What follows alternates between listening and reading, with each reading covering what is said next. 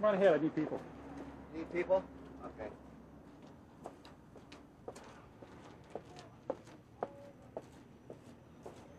Thanks.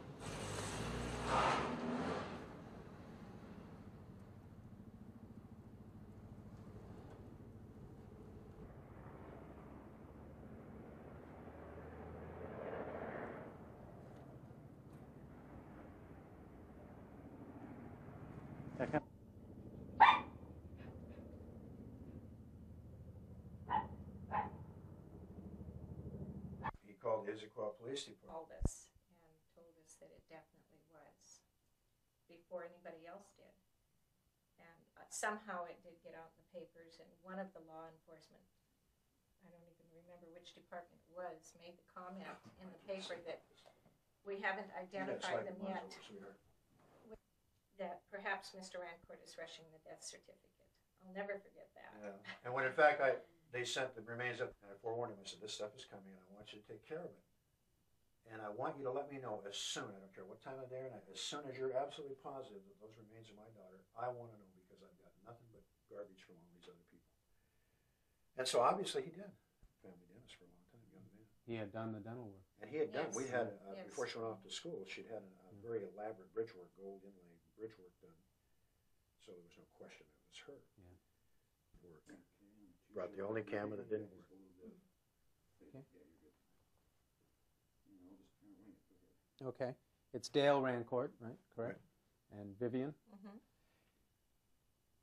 When we were talking on the phone yesterday, you said, I mean, you've basically known 99.9% all these years that it was Ted Bundy. No question in my mind. Why not?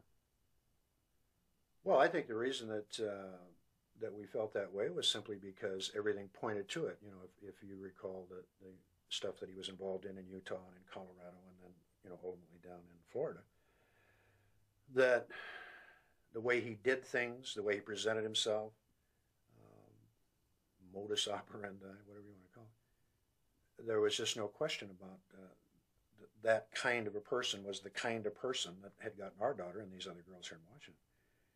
And then when it all came out that he had been here and lived here and had gone to university and he'd gone to Western, I guess, and a couple other things, and he was active in the community and everything, and he was very personable. His name was Ted. And it all matched. And in my mind, there was no question about Right. it. And when you talk to the law enforcement people off the record, they would say the same thing, that they were just almost certain that. Leading up to the last, before you got the call from Keppel yesterday, what were your thoughts about him being executed before you and other families knew to the absolute certainty that it was him? Well, neither Vivian and I had any trouble with that because we were positive. I mean, in our mind, we were positive.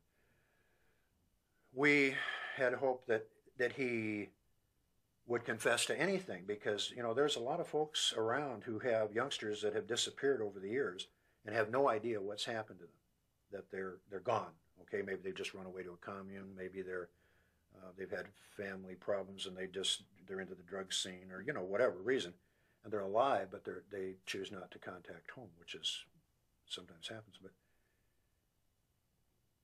I think that if he knows anything relative to youngsters that are gone and that he's harmed, then the people need that peace of mind to know for sure. We didn't need that. We don't need that.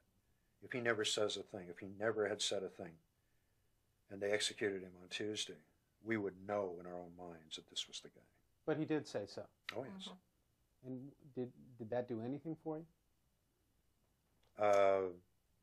Just reaffirmed what we had thought.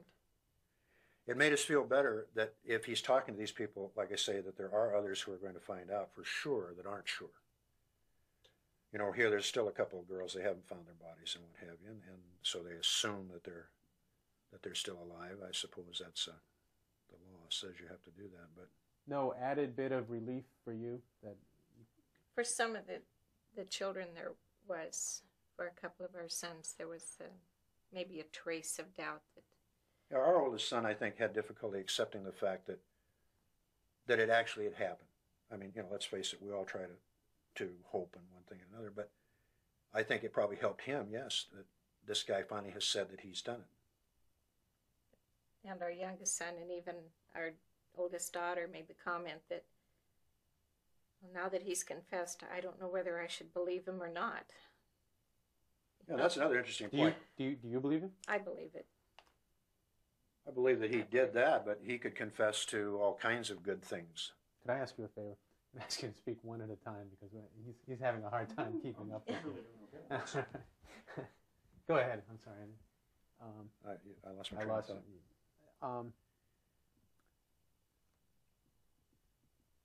Let me ask Vivian. I believe it. You do believe it? Yes.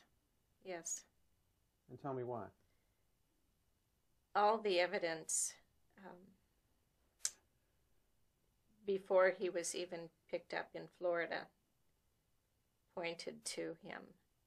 And his method was such that that would have been the only kind of person that Susan would have gone off with, someone that needed help. And that was the method that he used. And there just wasn't any question. He was clean-cut. He was the kind of person that someone like Susan would have believed in, would have trusted and gone off with.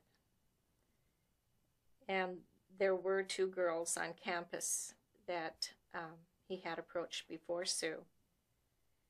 And this came out, what, a year after she disappeared? That said that he had approached them on crutches and asked them to carry his books. And she would have done that. Did the phone call last night help you out at all? I can't say that it... I could have lived without the phone call. I'm glad that they did call and inform us before we saw it on the news. But to know that it came from Ted Bundy's lips that he said he did it.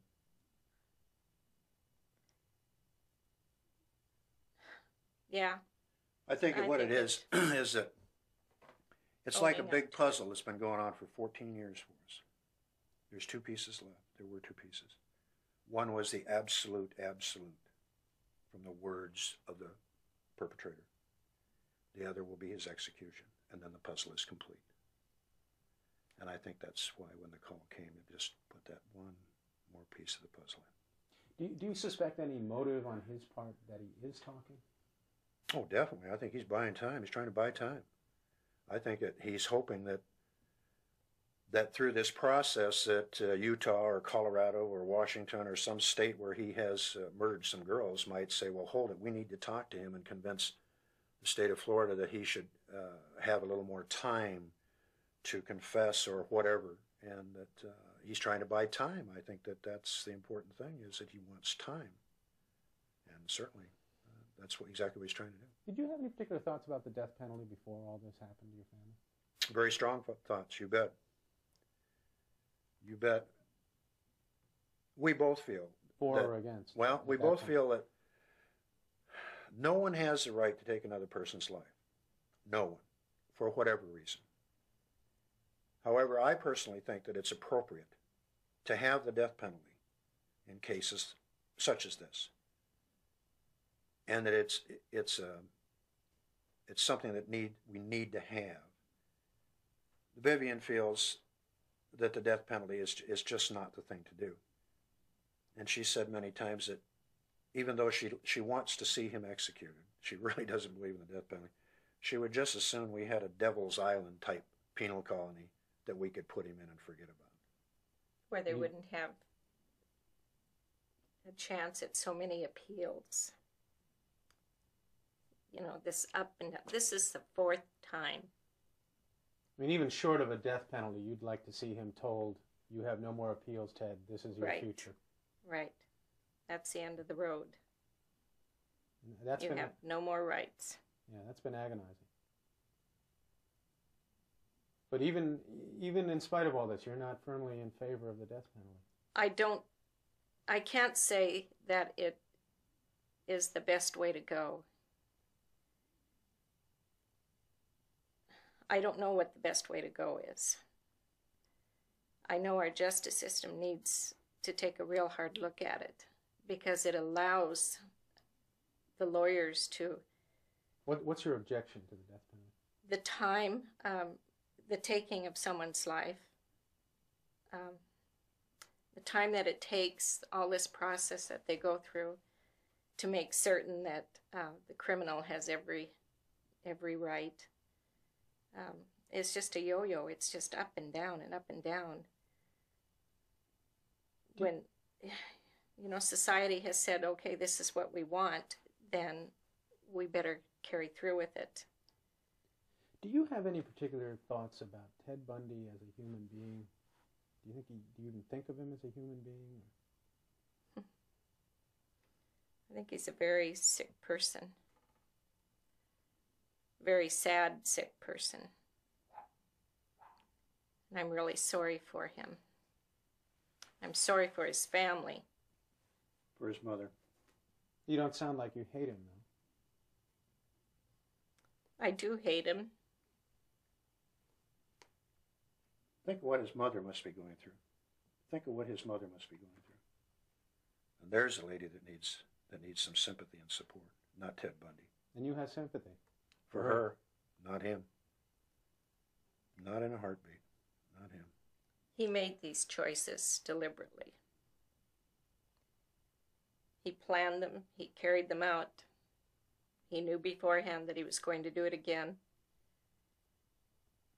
And undoubtedly enjoyed every minute of it. Yes. So they say. And one last question. You're glad for the sake of other families as well that he's at least talking now? Yes. We went through a year of not knowing, of searching and pleading with people, putting ourselves on the front page, so to speak, opening our lives. And Plus, you know what it's like for those other families. Okay, I'm sorry, I won't press you anymore. That's all right. Just the trauma of it, you know, going through it. You never tuck it away. When you have a certain amount of finality, when we found the remains and everything, that was a real finality to this thing. As you know, one of the near final processes, and it helped us to deal better.